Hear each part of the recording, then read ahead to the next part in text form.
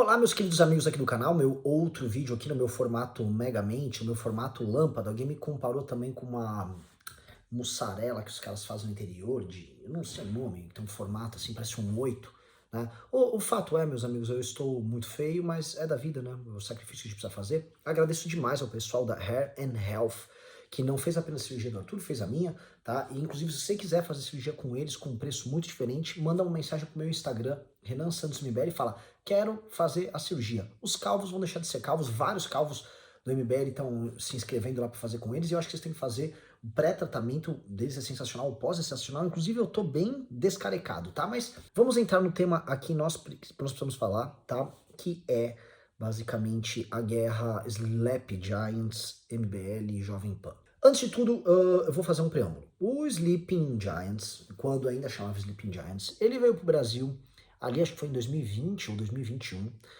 importado dos Estados Unidos como um instrumento de pressão a empresas que eles chamam de bolsonaristas e tal, com um grande apoio da imprensa. A verdade é, a imprensa trouxe e se aboletou e ficou lá, ai, coisa linda e tal, e ficaram abraçando esse projeto aí, Sleeping Giants, exatamente no mesmo momento que o Felipe Neto foi tornado também pela própria imprensa como, vamos dizer, uma figura pública séria no debate brasileiro, tá?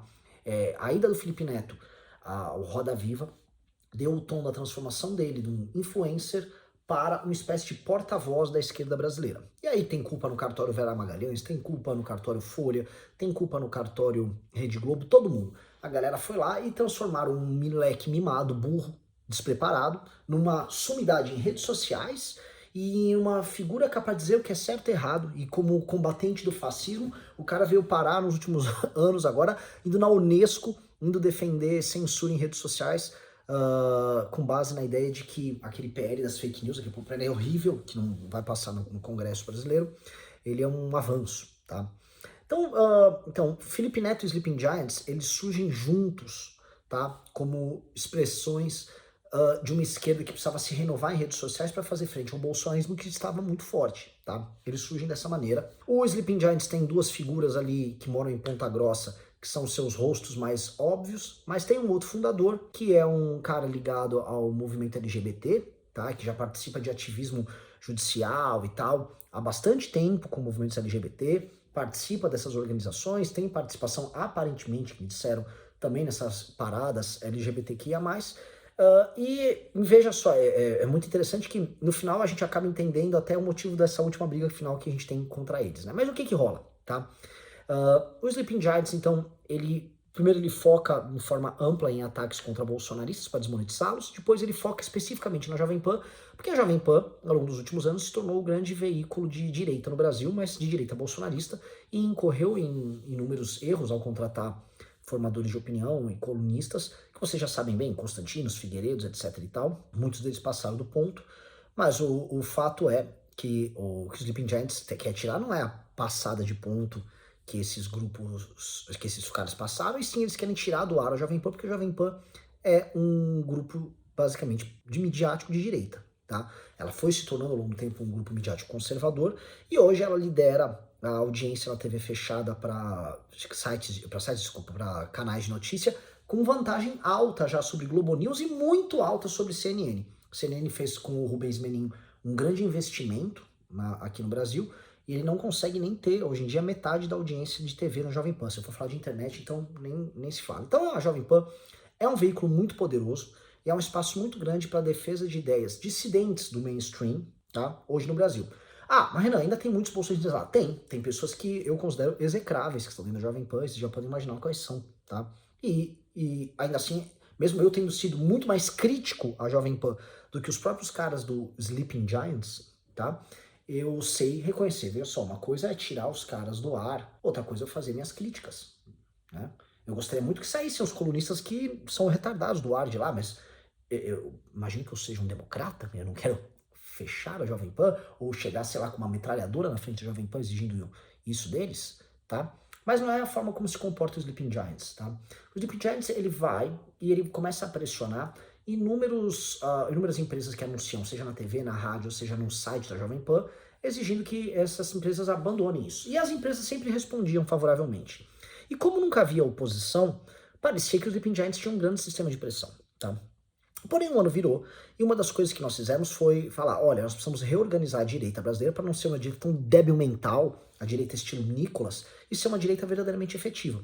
E para isso, a Jovem Pan, ela precisa ser preservada e transformada num espaço racional de enfrentamento aos nossos adversários, e assim vamos todo mundo formando, né, um determinado bloco político que seja de direita e que enfrente o PT. Portanto, perder a Jovem Pan, por exemplo, por uma perda de cassação, tipo, uma cassação de concessão que eles estão tentando fazer, ou desmonetizar ela para ela quebrar financeiramente, é algo que a gente não pode permitir. E quem está falando sou eu, um cara que foi muito mais crítico à Jovem Pan do que todos esses caras de esquerda que estão atacando eles. Volto a falar, o MBL e eu especificamente fomos muito mais atacados pelo comentarista da Jovem Pan do que essa turma do Felipe Neto, muito mais. Então, eu tenho muito mais tranquilidade para tratar desses termos do que esses outros caras. Eu tô falando aqui como alguém que acha que o campo nosso, o campo da direita, tem que florescer. E que é muito importante que o maior canal fechado de notícias do Brasil seja do campo político que a gente acredita. E que ele melhore, e que não seja destruído. Qualquer um que acha que a PAN precisa ser destruída agora, tá agindo de maneira idiota. E se eu já pensei nisso, eu fui idiota já antes. Tá? Então, quero colocar nestes termos este ponto, tá? Mas e o que aconteceu? Então a gente resolveu fazer isso e a gente percebeu que, bom, vamos fazer oposição. Ao se infiltrar nos grupos deles, a gente percebeu que grupos organizados do PT, núcleos, diretórios do PT regionais, atuavam dentro do site, dentro das redes internas de WhatsApp dos Sleeping Giants, ou seja, a relação deles era umbilical com o PT. Outra coisa que a gente percebeu também foi que as mobilizações de internet eram super fraquinhas, os caras só marcavam a arroba da empresa e tal, e do nada a empresa ia lá e concordava, ah sim, Sleeping Giants, obrigado por me alertar, defendemos a democracia, vamos tirar do ar esse anúncio.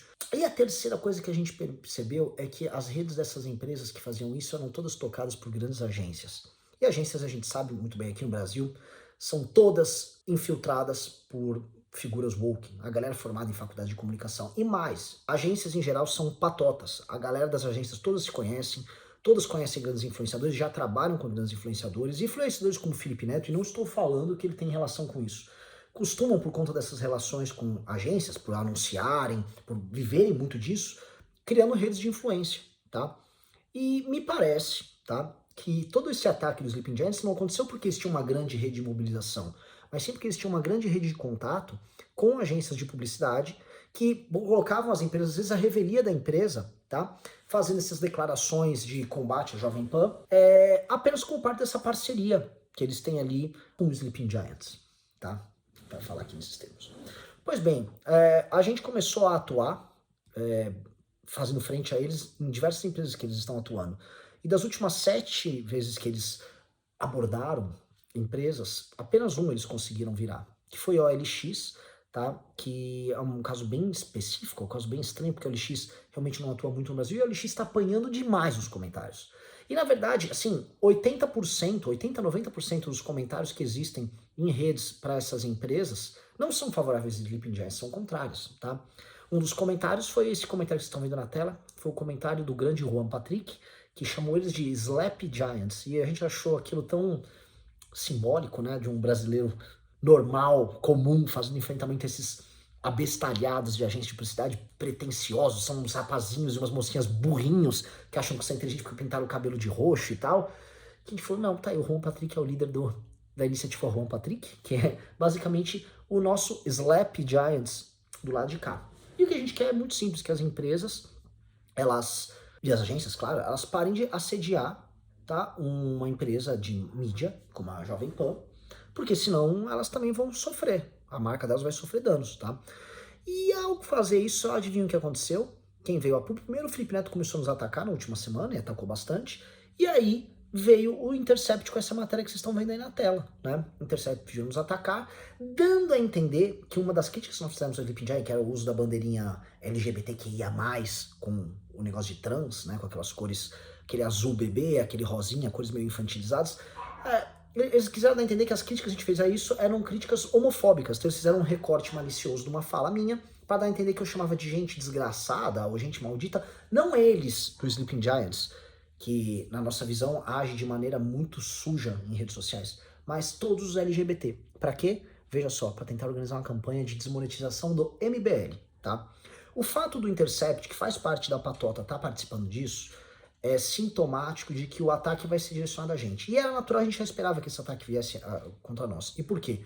Porque, na prática, o bolsonarismo ele vem perdendo e muito rápido o poder de influenciar e transformar a opinião pública em alguma coisa. Eles basicamente se fecharam num núcleo próprio que fica adorando o Bolsonaro está cada vez mais louco, tentando defender esse nicho, e eles não conseguem conversar com a da sociedade para obter resultados no enfrentamento à esquerda. Então basta ver que na PEC da censura, na PL da censura, o bolsonarismo não teve efetividade. E agora essa discussão sobre reforma tributária, a postura deles foi vergonhosa. Então, os caras vão vir pra cima da gente, a gente já sabe disso, só que a gente não é tonto, vamos lutar e vamos contar com o apoio de vocês.